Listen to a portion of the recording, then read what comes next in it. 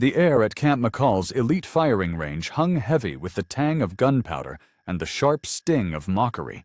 Captain Elena Harper, her auburn hair tied back in a tight braid, crouched beside a malfunctioning M4 carbine, her calloused fingers moving with surgical precision. Her hands didn't shake from nerves, but from the effort of holding back a storm. The operators, hardened men from the 7th Special Forces Group, lounged against the range barriers, their laughter slicing through the morning haze. "Need a manual, Harper? Or maybe a pink toolbox to match your hair?" one called, his voice thick with condescension. Elena didn't look up. Her hazel eyes stayed locked on the weapon, her movements deliberate, as if diffusing a bomb.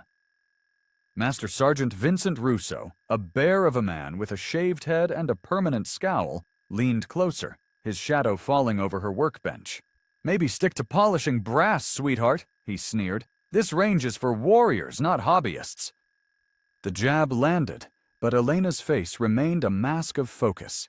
She reached into her faded tactical vest and pulled out a weathered patch, a jagged black dagger pierced by a lightning bolt. The laughter died. Russo's eyes widened, his jaw tightening. That patch belonged to the 1st Special Forces Operational Detachment, Delta, and only one woman had ever worn it. She'd vanished 6 years ago, a whisper in the wind. So who the hell was Elena Harper? And why was a ghost rebuilding their rifles? The men resumed their taunts, oblivious to Russo's sudden silence. One suggested she'd be better off fetching coffee at the PX. Another muttered about affirmative action hires. Elena ignored them, her fingers tracing the M4's receiver with the care of a surgeon. As she reached for a torque driver, her sleeve slipped, revealing the edge of a tattoo, black ink curling against her freckled skin.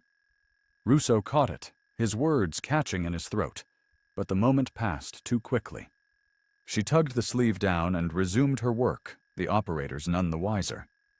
They didn't know they were mocking the specter of Fort Benning. Elena Harper was a shadow by design. At 35, she wore loose fatigues that hid her wiry, muscular frame. No jewelry, no polish, just the faint scent of solvent and steel clinging to her. She spoke rarely, her voice low and clipped, reserved for technical terms. Gas rings, bolt carriers, dwell time. The other contractors at Camp McCalla had grown used to her silence, dubbing her the quiet one, who skipped poker nights and bar runs. They didn't know she spent those hours running the base's perimeter trail, 4 miles each dusk, rain or shine, 1 mile for each name she carried in her bones. Her reputation was built on her craft. When Green Berets brought in weapons deemed unsalvageable, Elena revived them. She could diagnose a misfire by the sound of the action cycling, her knowledge of ballistics rivaling any DARPA engineer. Yet she never bragged, never hinted at the source of her expertise. Her hands told a story she wouldn't. Calluses ran along her knuckles, not from tools, but from gripping a rifle through thousands of rounds. Scars crisscrossed her palms, faint lines from fast roping into hostile zones. Her knees bore the marks of hours spent prone in desert sand and mountain scree.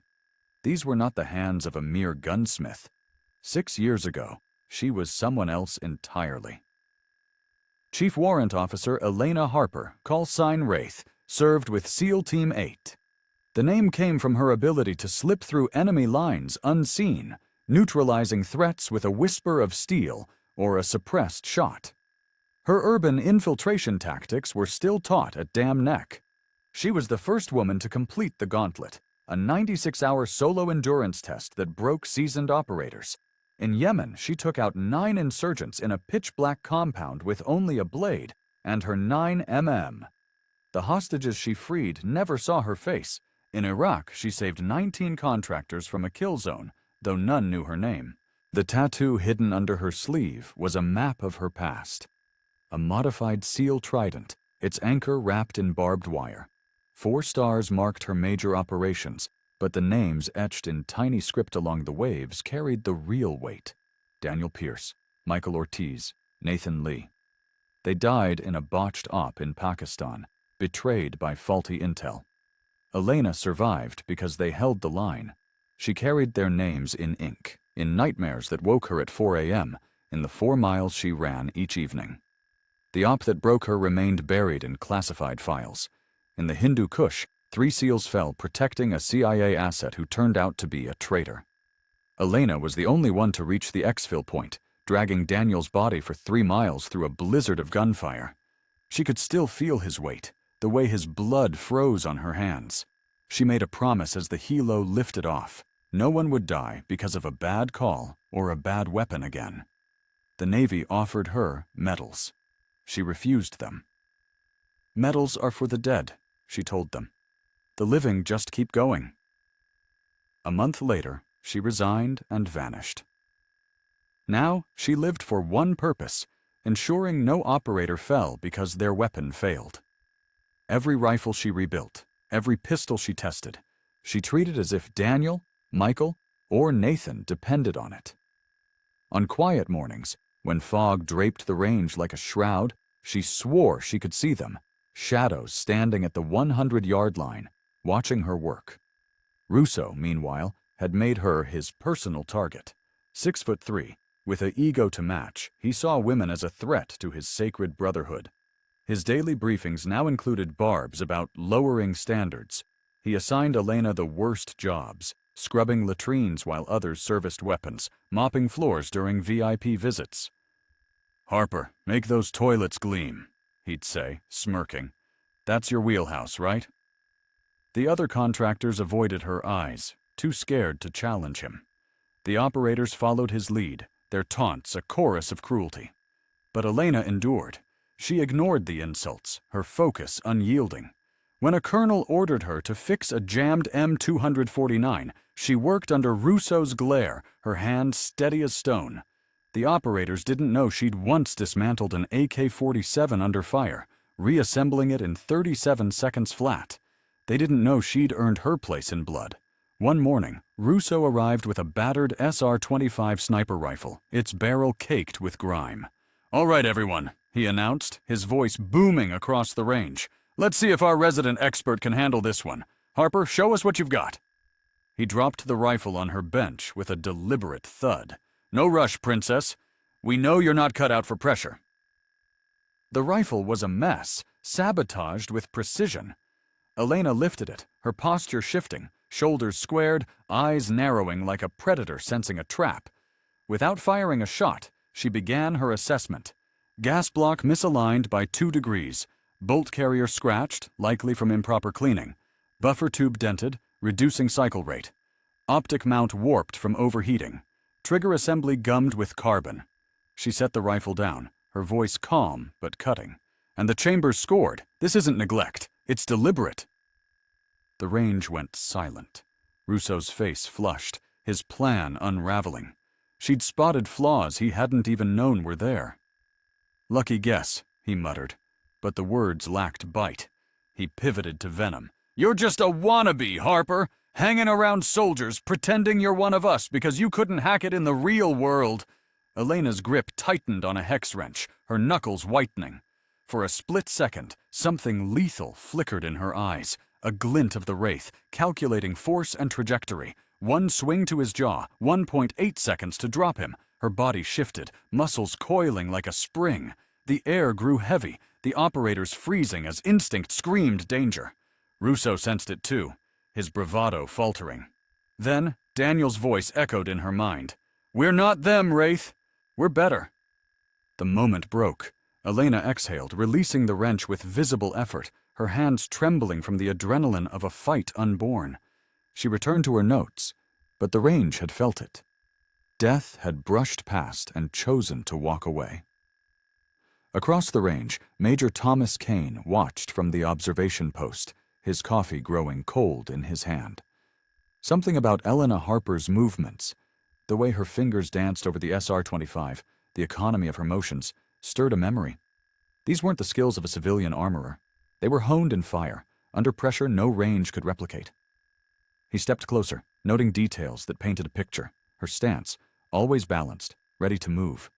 Her eyes, scanning exits even while focused on her work. When a Chinook roared overhead, she tensed. Not the flinch of a civilian spooked by noise, but the coiled reflex of someone who dodged rotor wash in a hot LZ. Kane pulled out his secure tablet, accessing restricted DoD archives. The search was slow, the database spitting out redacted files like a reluctant witness, but one call sign kept surfacing. Wraith, a female SEAL, active for 8 years, vanished after a catastrophic mission. The files were sparse, but the pattern was clear. He glanced at Elena again as she adjusted the rifle's optic, her sleeve riding up just enough to reveal more of the tattoo. A SEAL trident, its anchor wrapped in barbed wire, waves etched with microscopic names. Kane's breath caught. He knew that design. Operation Silent Tempest, 2018. Only 10 operators carried that variant. 9 were accounted for. The pieces clicked. Silver star. Bronze star with V device. 2 purple hearts. Mission reports mentioned a woman who moved like a shadow, saving lives and vanishing before the smoke cleared. Kane's hands shook as he read the final report. Operation Silent Tempest, Pakistan. 3 KIA. Pierce, Ortiz, Lee. 1 survivor, Harper. Ambushed due to bad intel, she'd carried 220 pounds of gear and a wounded teammate through 3 miles of hell to reach exfil. Kane's stomach twisted. He'd been in Balochistan that year, leading a recon team.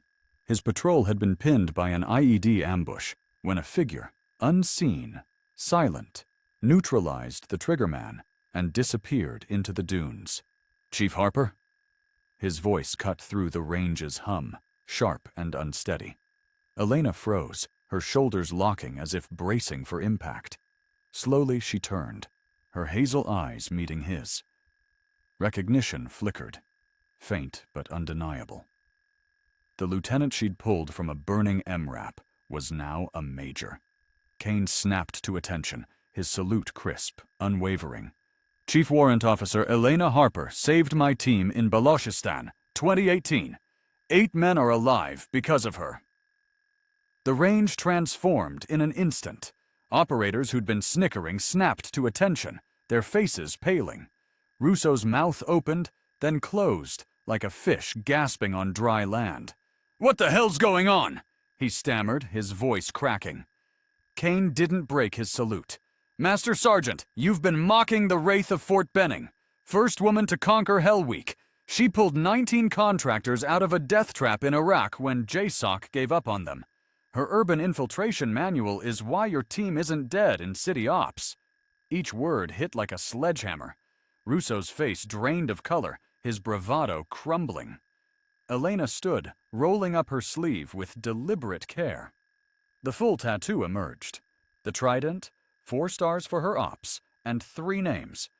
Daniel Pierce, Michael Ortiz, Nathan Lee, etched in waves that seemed to ripple in the light. "Never forgotten," she said softly, her fingers tracing the ink. Every operator understood the weight of that mark. Only those who'd lost brothers in arms carried such a tribute. Russo's hands trembled, his eyes locked on the names. The younger operators who'd joined his taunts looked like they might be sick. But Elena's expression held no triumph, only a bone-deep sorrow. "I came here to work," she said, her voice low but steady. "To make sure no one dies because their weapon fails. That's all I want." Kane's voice cracked with shame. "Chief, we failed you." Her response was sharper than a blade. "You failed them." She gestured to the tattoo. "They died for something bigger than themselves. For a sister who now watches their brothers act like cowards." Russo dropped to one knee, his head bowed. "Chief Harper," he began, but she cut him off. "No apologies," she said. "Just be better. Real warriors don't need to shout it. They serve. They sacrifice. They make sure others can do the same." The moment hung heavy, the range silent save for the distant crack of gunfire from another lane. Then another figure stepped forward. Staff Sergeant Javier Morales, lean and quiet, had been watching from the sidelines. He rolled up his sleeve, revealing a matching trident tattoo, its waves carrying a single name, Ortiz. "Chief Harper isn't alone," he said, his voice calm but firm. Michael Ortiz was my swim buddy in Bud Slass. When I heard she was here, I requested transfer. Someone's got to have her back. The operators exchanged glances, the air electric with realization. How many ghosts walked among them, unseen, guarding each other in silence. Then came the twist no one saw coming. Russo, still on one knee, looked up, his eyes glistening. "Lee," he whispered. "Nathan Lee was my brother-in-law. We grew up in Mobile, trained together before he went Navy. I went Army. He wrote me about his team. About you." His voice broke. "He said his squad leader would carry the guilt if anything happened to him. Said you were the best he'd ever served under." The confession detonated like a frag grenade. Elena's knees buckled, her hand gripping the workbench for support. The man who'd tormented her carried the same grief, tied to the same ghost. Nathan's blood ran through his family, and Russo had turned his pain into a weapon aimed at her. "I knew who you were," Russo admitted, his voice raw. "I blamed you because he died, and you didn't. I needed someone to hate." Elena's eyes glistened, but her voice held steady. "We both carry him," she said. "But hating me won't bring him back." Brigadier General Margaret Voss entered, her aides trailing like shadows. She'd been briefed on the scene unfolding, taking in the salutes, the tattoos, the weight of the moment. She made her decision. "Chief Harper," she said, her voice carrying the authority of a storm. "We need you." Elena's expression didn't shift. "I left that life behind." Voss stepped closer, her eyes locked on Elena's. "Your brothers died so others could live. Honor them by teaching. We're launching a training program for female special operations candidates. You're the only one who can show them what's possible." Elena's hand drifted to her tattoo, her fingers tracing the names. She glanced at Russo, still on his knee, his face a map of regret. "On one condition," she said. "Master Sergeant Russo attends every session. He needs to see what strength really is." Voss nodded. "Done. No media, no spotlight. You train one cycle, then you're free." The dawn broke cold over Camp McCalla, the air sharp with the scent of pine and damp earth. Elena Harper arrived at the training field in plain black fatigues, her auburn braid tucked under a worn cap. No insignia, no rank, just the quiet authority of someone who'd walked through hell and come out carrying its weight. The female candidates, 22 women ranging from wiry marathon runners to broad-shouldered former MPs, stood in a tight semicircle, their breath visible in the morning chill. Master Sergeant Vincent Russo sat in the back, his arms crossed, his face a mix of shame and defiance. Elena didn't acknowledge him. She stepped forward, her voice cutting through the silence like a blade. "Your enemy doesn't care who you are," she said, her hazel eyes scanning the group. "Bullets don't ask for your gender, your rank, or your story. They just come. Your job is to be ready." She dropped to a crouch, demonstrating a low-profile stance, her movements fluid despite the scars on her knees. Strength isn't about muscle. It's about leverage, will, and never quitting when every bone in your body screams to stop. The training was brutal, designed to break the weak and forge the rest. Elena taught techniques tailored to smaller frames, how to use an opponent's momentum, how to clear a room without exposing a silhouette, how to carry a 200-pound teammate when you weigh half that. She didn't lecture, she showed. When a candidate struggled with a rifle carry, Elena slung a 90-pound ruck and ran the obstacle course alongside her, matching her pace, whispering, "One step, then another, you don't stop." Russo watched, his jaw tight. He'd expected her to fail, to falter under the pressure of teaching. Instead, she was relentless, her lessons drawn from a well of experience she never named. "I once saw an operator drag her teammate 3 miles through a firefight," she told the group, her voice steady but distant. "She was 125 pounds. He was 250 with gear. She got him home because she refused to let go." The candidates didn't know she was talking about herself, but Russo did. His hands clenched, Nathan Lee's name burning in his mind. Elena didn't spare him. She called him forward to demonstrate hand-to-hand techniques, treating him not as a subordinate, but as a partner. "Master Sergeant, show them how to break a chokehold," she'd say, her tone neutral. Russo complied, his movements stiff at first, then smoother as he realized she wasn't humiliating him. She was teaching him too. 3 weeks in, something shifted. During a break, Russo approached her, his voice low. "My niece, Nathan's kid. She's 16. Wants to join the Navy. Says she wants to be like her dad." Elena's eyes softened, just for a moment. "Then we make sure she steps into a world that's better than the one we found." Her words weren't forgiveness. They were a challenge. Russo nodded, a spark of purpose igniting behind his guilt. The training cycle pushed on. Elena shared lessons from her failures, never claiming them as her own. "An operator once missed a shot because her optic was misaligned," she said, adjusting a candidate's scope with a flick of her wrist. She learned to check her gear 3 times, even when exhausted. That mistake cost her a teammate. The candidates absorbed every word, unaware that the teammate was Daniel Pierce, his name etched into her skin. The base culture began to change. Operators who'd once mocked Elena now nodded when she passed. Contractors stopped averting their eyes. Russo, once the loudest voice against her, started correcting younger soldiers who tossed careless jabs. "Strength isn't what you think," he'd say, his voice gruff. "Watch Harper. Learn." The candidates faced their own battles.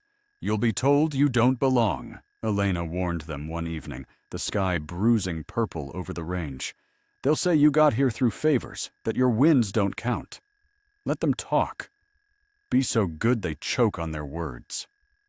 She demonstrated a knife disarm, her movements a blur of precision, then handed the blade to a candidate. "Your turn. Make it muscle memory." By the end of the cycle, 4 women passed the grueling selection, more than any previous program. At graduation, Russo stood to speak, his voice rough but steady. "I thought strength was loud, obvious in your face. These candidates and their instructor showed me it's quiet. It's the will to keep going when no one's watching." He looked at Elena, who stood at the back, her face unreadable. "I was wrong about what a warrior looks like." The media caught wind of the story within days. A leak, nobody knew who, spread the tale of the Wraith, the ghost who'd returned to train the next generation. Reporters swarmed Camp McCalla, offering book deals, interviews, 6-figure advances. Elena was gone before sunrise. She left a note on General Voss's desk, written in her precise handwriting. "The heroes are the ones who didn't come home. Let them rest." Security cameras glitched during her exit window, showing only static. Voss fielded the press with a single statement. "Chief Harper served with honor. Her whereabouts are her choice." Russo refused all interviews, his voice hard when cornered. "I disrespected someone who could have ended me with a torque wrench. She chose to teach me instead. That's all you need to know about her." 6 months later, a small garden appeared behind the training facility. No plaque, just wildflowers and a steel trident sculpture with 3 stars, one for each name Elena carried. Staff Sergeant Javier Morales tended it quietly, his own tattoo a mirror of hers. He'd stayed at McCall, watching over the program, ensuring her lessons endured. The Montana wind cut through the pines, carrying the faint scent of frost and gun oil. Elena Harper worked in the back of a small gun shop in Kalispell, her hands steady as she rebuilt a vintage M1 Garand. The shop was a haven of worn wood and metal, its shelves lined with reloading dies and cleaning kits.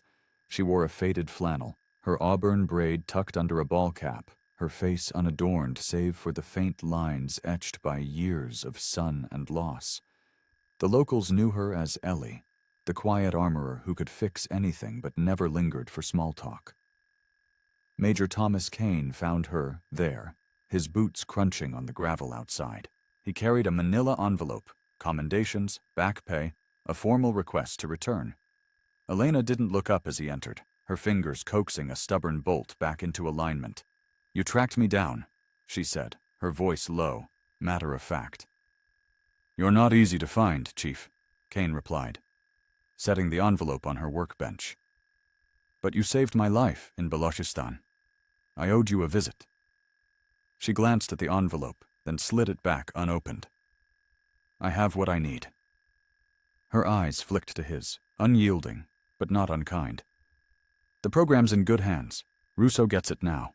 Trust him." Kane hesitated, then pulled out a folded letter. "Nathan Lee's daughter, Mia.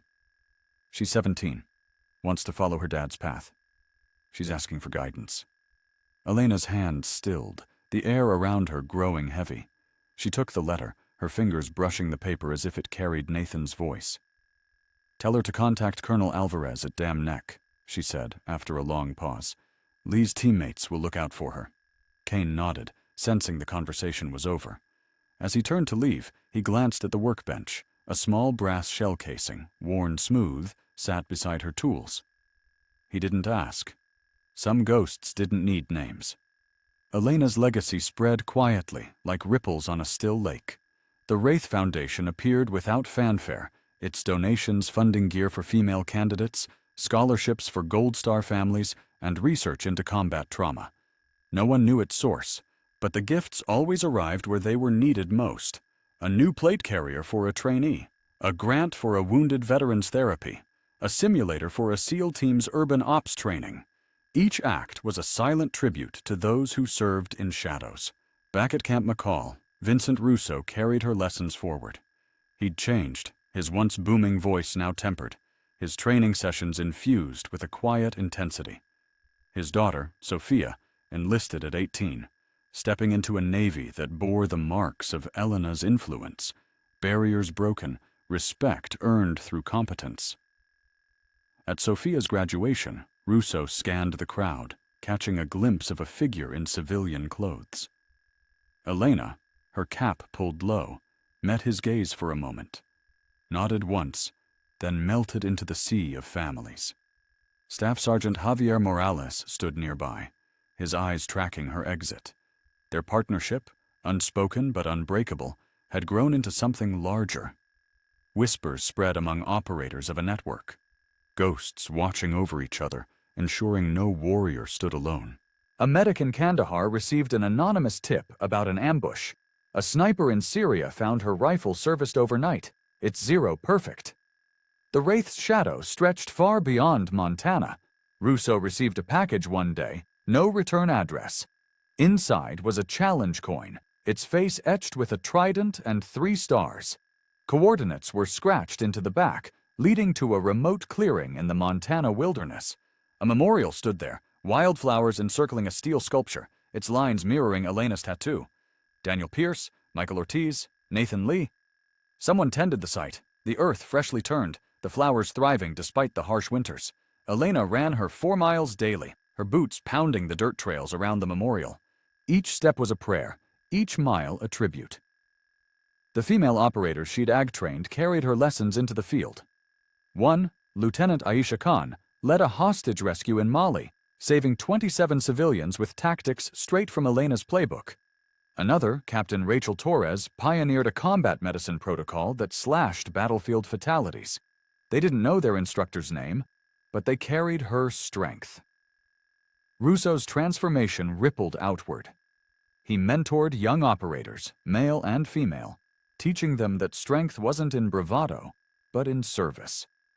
At a training session, he overheard a recruit mutter about quotas. Russo stopped, his voice low but firm. Strength doesn't care who you are. It's in what you do when no one's watching. Chief Harper taught me that. Years passed, and Elena's legend grew, not in headlines, but in quiet acts. A trainee's gear bag, mysteriously upgraded, a Gold Star child's college tuition, paid in full. The Wraith Foundation's work continued, its origins a mystery even to those it helped. At Camp McCalla, the garden behind the training facility became a pilgrimage site for operators.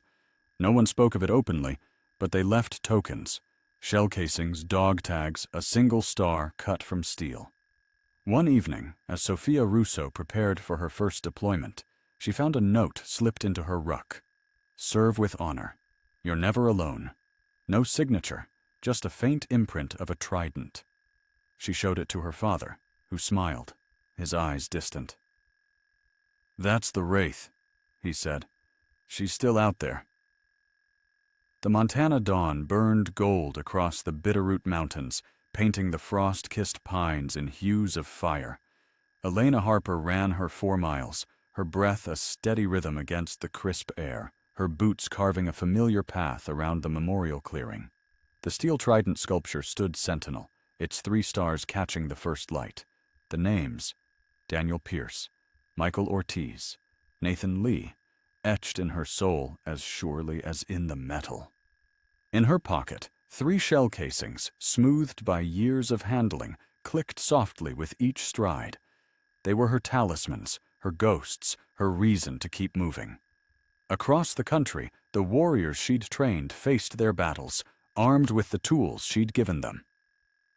Lieutenant Aisha Khan, now a rising star in SOCOM, used Elena's infiltration tactics to navigate a labyrinthine compound in Somalia, saving a dozen aid workers from a warlord's grip. Captain Rachel Torres, stationed in Germany, refined a triage system that cut battlefield mortality by 15%, her notes filled with phrases Elena had drilled into her. Prioritize, adapt, never hesitate. Neither woman knew their mentor's name, but they carried her legacy in every decision, every life saved. At Camp McCalla, the garden behind the training facility had grown wilder, its wildflowers spilling over the edges, tended by unseen hands. Operators left offerings: a faded unit patch, a polished 5.56 casing, a single dog tag dangling from a branch.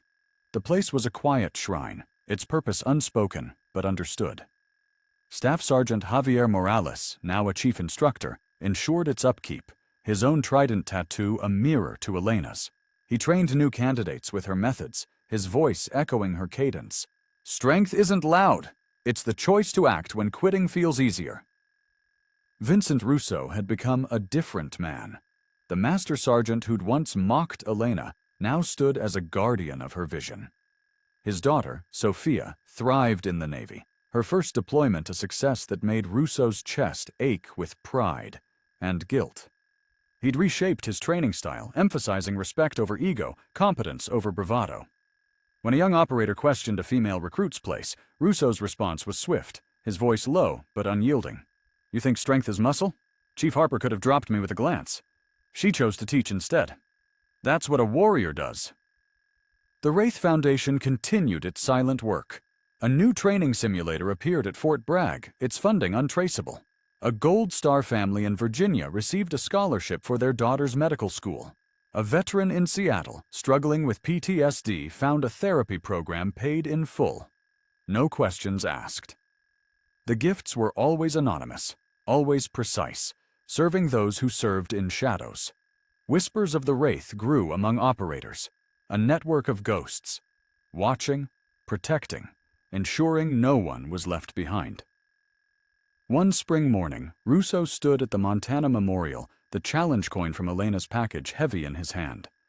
The coordinates had led him here, to this quiet place where the air felt sacred. He knelt, placing the coin at the base of the trident sculpture, his fingers lingering on the etched names. "I'm sorry, Nathan," he whispered. "She's carrying you better than I ever could." A breeze stirred the wildflowers, and for a moment he swore he felt his brother-in-law's presence, a fleeting warmth against the chill.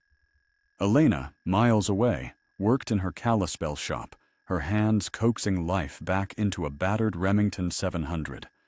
The radio played softly, a news report mentioning a female SEAL who'd led a daring raid in the Sahel. Elena's lips twitched, not quite a smile. She didn't need credit. The work was enough. Her evenings ended with her run, the 4 miles that kept her ghosts close. Each step was a vow. No one else would fall because of a failed weapon, a bad call, or a broken system. Years later, at a Navy graduation in Coronado, Sophia Russo stood tall, her ensign bars gleaming. In the crowd, a figure in a faded jacket watched, her cap pulled low. Elena met Sophia's eyes, gave a single nod, then slipped away before anyone could approach. Javier Morales, standing nearby, caught the moment. He didn't follow her. Some bonds didn't need words. The Wraith's legend lived not in books or headlines, but in the lives she touched. A medic in Afghanistan, saved by a perfectly serviced rifle. A trainee in North Carolina, inspired by a story she'd never fully know. A Gold Star child, given a chance because someone cared enough to stay invisible. Elena's shadow stretched across continents, her strength written in actions, not accolades. As dawn broke again over Montana, Elena crested the final hill of her run. Her shadow stretched long, blending with the pines, ethereal and untamed. In her pocket the shell casings clicked. A cardinal for Daniel, a blue jay for Michael, a hawk for Nathan. She paused at the memorial, her fingers brushing the steel trident. 3 birds took flight from the clearing, their wings catching the sunrise, soaring together into a sky without end. True strength spoke in silence, in the choices made when no one watched. Elena ran on, a ghost among the living, carrying her fallen brothers with every step. Her sacrifice wasn't in stone, but in the warriors who stood because she'd chosen to serve in the dark, ensuring others could walk in the light. The sun climbed higher, but some ghosts were too powerful to fade.